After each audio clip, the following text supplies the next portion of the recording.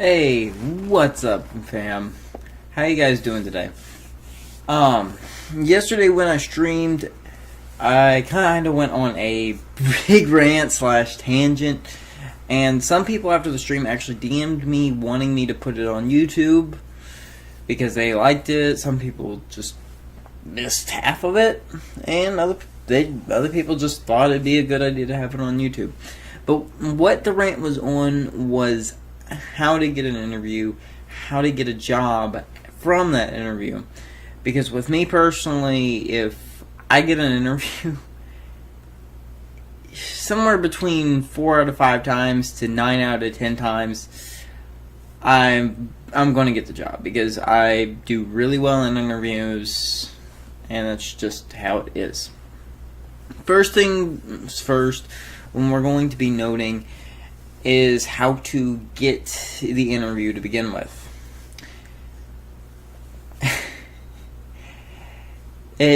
Job history helps, definitely. But reason I'm laughing is what I'm about to say. Apply everywhere. Just apply everywhere. And one of the big things to note is applying at places that most people would not think to apply. There's a lot of places that are lesser known that are easier to get jobs at. Like, you might think for example, a photo booth at a mall. How many people are going to think, hey, that's a job? No, they don't think that. When people think about going for a job, they will think about, hey, Target, Walmart, this shoe store, this, that, or the other. That is not how you can get a job at a lot of times, in a lot of places.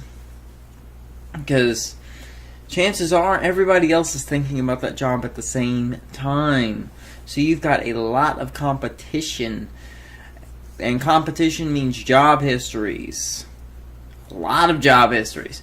In addition to that, when you apply, that's not saying don't apply at those places, by the way, by any means. Every opportunity counts. And you may not think of place A, B, C, but they are still place A, B, C. You need to cover all of your alphabet there.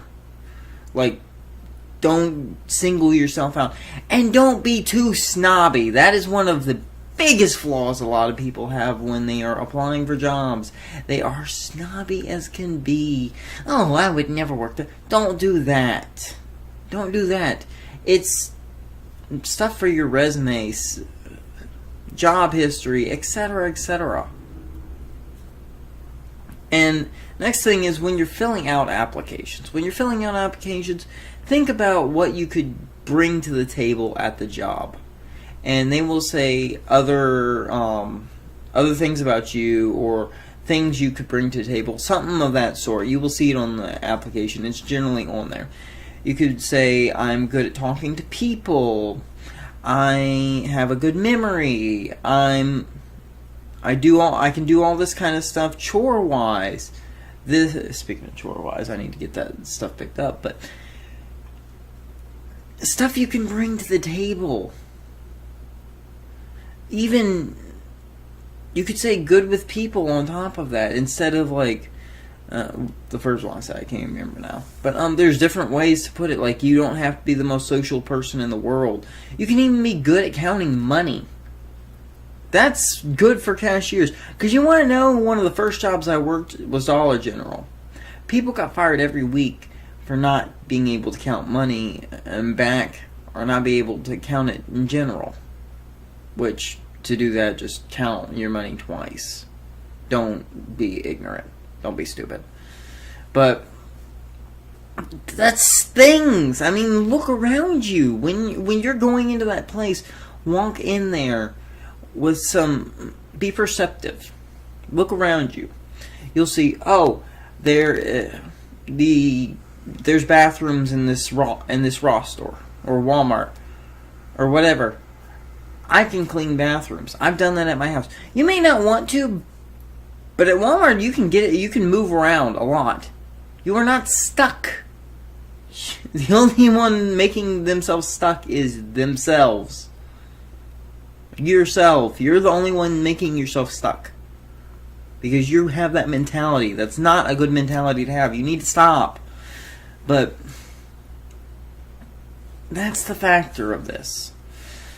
And then when you walk in, on top of that, make sure you have an air of confidence about yourself. Don't bring an ego, though. Don't bring an ego. And when you come in and put in that application, ask to talk to the manager. If the manager's not in, just tell them, hey, make sure you get someone that is a little bit in authority to talk to. Don't just talk to the lowest one. Don't settle for anything. But don't be adamant. Don't be adamant. They could be really busy and the managers could be dealing with stuff. If the managers are dealing with stuff, just be like, hey, I can wait, or come back later. Put in the application now and come back later. Or maybe even just put in the application later. Really, it depends. But make sure you do speak to a manager at some point. Very soon after putting the application. Do not put it off. But do not be forceful, because if they're really busy and they're dealing with stuff, that is a really bad quality. To just be like, hey, I need to do this now. I need to talk to the manager now. Do not do that. That's extremely rude, and that actually shows a really bad quality. What it shows, actually it shows a few bad qualities, but the main thing it does is it kind of shows that you aren't understanding of a situation. And in any job, there is a lot of situations that arise. Maybe it could be an angry custom monster. Custom monster is a term I use for a customer that doesn't want to be a customer. They just want to be a monster. But don't worry about that. I use that term a lot. You'll deal with a lot of custom monsters, though. A lot of them.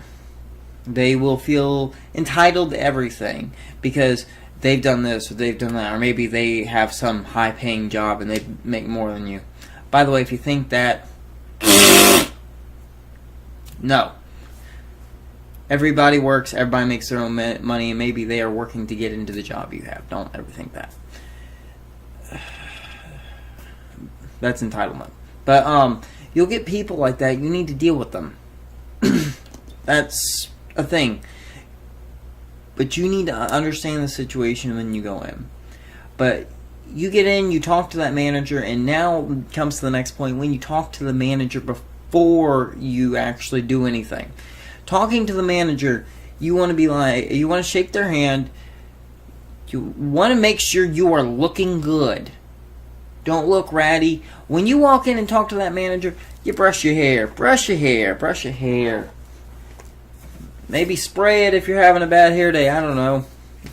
Just do what you need to do. Have some deodorant on. Have some decency. Brush your teeth. Don't be a freaking dragon.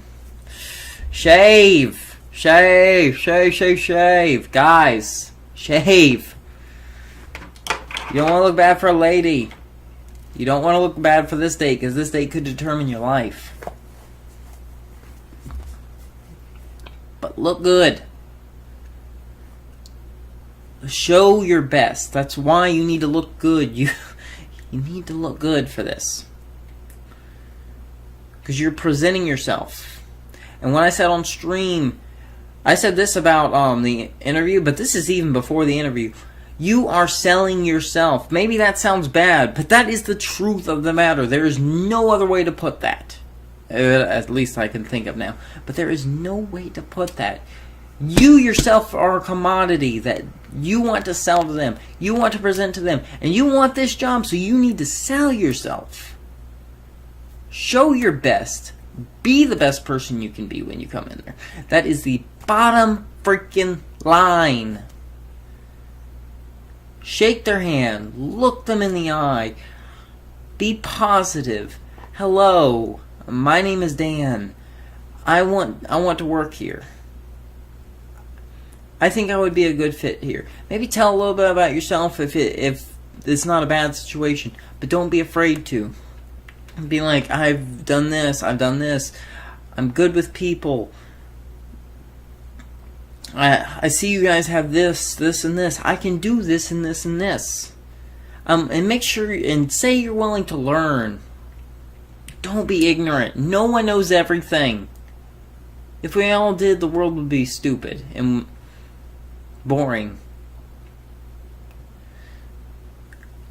You're selling yourself. make sure you present yourself good. But do not be overconfident. Do not be egotistical. Be confident, don't be egotistical. Egotistical. Make sure you realize you're selling yourself. Sell yourself. You don't buy damaged stuff at Walmart. They don't want to buy a damaged employee if they can help it. Sometimes desperation kicks in, but that's a different story. It doesn't matter how many jobs you've had. It doesn't matter how good a person you know you are. They don't know anything about you, more than likely, unless they've heard from other people. Which, that can be bad too, because you don't know what other people will say about you. So you really do need to present yourself well. And then after this, make sure you walk in again to check on your application. Don't go in every day. But go in maybe once a week or something. And don't call unless you have no way to go in. Because going in shows initiative. Shout out to Maurice for reminding me of that word, because I was looking for that word and I couldn't think of it. But initiative. Go the extra mile. There's a big difference in calling, walking in, and not calling at all. That's the 3 levels. You want to be level 3, not a level 1 or level 0. And it doesn't matter if you really want that job or it's the bomb job on your list. Every option counts. Every option is an opportunity. Don't label out your opportunities either. And maybe that seems like it's a waste of time or it's going to take too much time. Yeah, it's going to take some time. But it depends on if you like money or not. If you want money or not. If you want to move forward in life. Because that job you don't want, you could take that job for a bit until you find a better job. But then you still have some income coming in. About $400 every 2 weeks is better than none at all. Isn't it? I think my math is right that. I think 400 is a higher number. Keep that in mind too. But now you've done your calling or walked in and you finally have your interview. You're in there, guys. You are in there. This is the point where I know I'm probably getting that job. You need to prepare yourself. If you're not sure of yourself or you're a shy person, what I would highly recommend, and this is even for walking in, this, that, the other, maybe go over what you're going to say ahead of time. Go over what you want to talk about. Maybe take notes, but don't bring those notes with you. Or leave them in the car, whatever. But prepare. Prepare. And that way you can go in, you can talk and say what you need to do because you already know. Don't ramble too much, but present yourself again. Once again, you are selling yourself. And this is the bigger selling point. This is the point where the person has pulled it off the shelf. Like, oh, that's a nice hairbrush. Maybe I need that. They're thinking about buying you. This is the point. You need to push your product. Push your product. They ask you questions. Answer truthfully. But be aware of how you're answering. But don't be like, don't be overthinking it. Don't be overthinking. That's why I'm saying prepare. Prepare. Like, put yourself in their shoes. That's what I've always done. What will they be looking for in me? What do you think they would need in a person? And that's how you prepare and make the answers ahead of time. What would I want to hear in their shoes? If I was running this place, if I needed a person, and that's also why I'm saying be aware when you walk in originally. Look around for what's there. Look around for what you think those employees do. And offer it. Because you see descriptions on toys, on everything. those descriptions you read, maybe you're a video game person. You probably are if you're watching my videos. You read the reviews on the games. You want to know about that game. Do you just pick up 1-2 Switch for no reason when there's 50 games? Do you just pick that game up? Probably not. You're probably going to look at the cover, look at the box art. You're probably going to look at the description on the back. Same thing. Same thing. But you're in that interview, asking you questions. Answer. No, Take a deep breath before you go in. And when you're in there, sit down. Tell them about yourself. I'll give you an example. Okay. So, what have you done in the past? Well, it's either going to be, hey, I've done this, or this. Or, if I don't have any job history, well, I haven't had a job before. But I am very willing to learn. I'm good with people. I like learning new things. I see you guys have a cash register. I'm good at counting money. I see you guys sell clothes. I am a big clothes person myself. I know how the sizes run. Maybe I have a kid. Maybe if you have a kid, I have a kid. So I'm used to sizing. I'm not afraid to touch feet for shoes. I'm willing to go the extra mile to make sure the customer has what they need, what people have what they need. I care while still being aware of the surroundings in the store, and I'm pretty good at critical thinking, decision making. I'm pretty sound, I would say, personally. And I have responsibilities at home. I'm good at having responsibilities. I'm pretty good about being on time, etc., etc., etc. Well, I appreciate that. And then they'll probably talk about the job a little bit and say what the job consists of, that, or maybe not. It really depends on the manager. And sorry about the lighting, by the way, guys. I can't help that too much. I mean, I could put a blanket up, but that's going to be the things you're going to deal with. And then when you're done with the interview, make sure you look them in the eye and shake their hands and thank them for the time. You guys don't realize, think about this, all this stuff going on in the store right now, and he's there talking to you. He's sacrificing time that he could be doing something else for you. He's using his time on you. Or her. Could be her too. Don't say, sorry. But they are using their time on you instead of this. Yes, they need to hire someone. They're looking to hire someone. But they're using that time on you. Make sure you thank them for it. The company is paying for this interview because it's paying whoever is doing the interview. Think about that.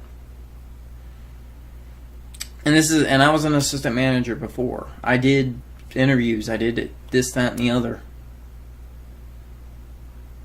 So I know what I'm talking about here. Because there was like 15 things that I could do aside from talking to the person, putting in the application. Because obviously the manager did the main interview, but like I was the front person a lot of times because I'd cover the store while they're putting the applications in. And I can tell there is a lot of pathetic people. And by that I mean I should say not pathetic, inexperienced on putting applications in, or they don't seem to care, or they just do it to get unemployment. And you can tell. I could tell. Managers aren't stupid. They got to be managers for a reason. Most times. Sometimes there is exceptions, but I'm not going into that. But that's the point. Sell yourself. You need to sell yourself to make them think they need you. Make them know they need you. That's how you get a job. Be your best.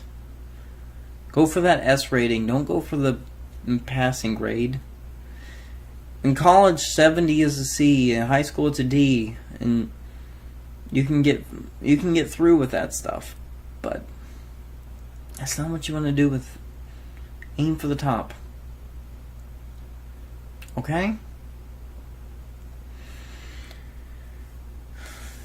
And then when you finally get that job, not many people, there's a lot of people that aren't big on the newbie. But learn, absorb, be a sponge. Okay? And you'll go far. I've got faith in you.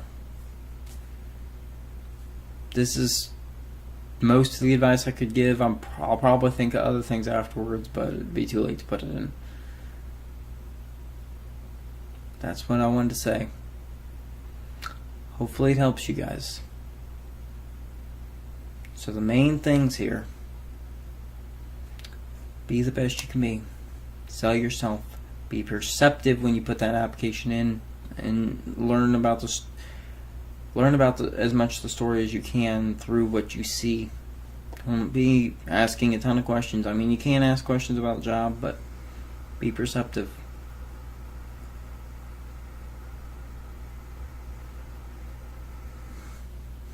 I got faith in you, and I wish you guys the best of luck. So, good luck. Take care. You've got this. You've got this.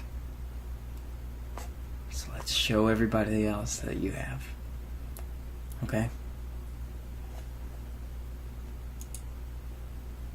This is TT. Stay lucky. Later.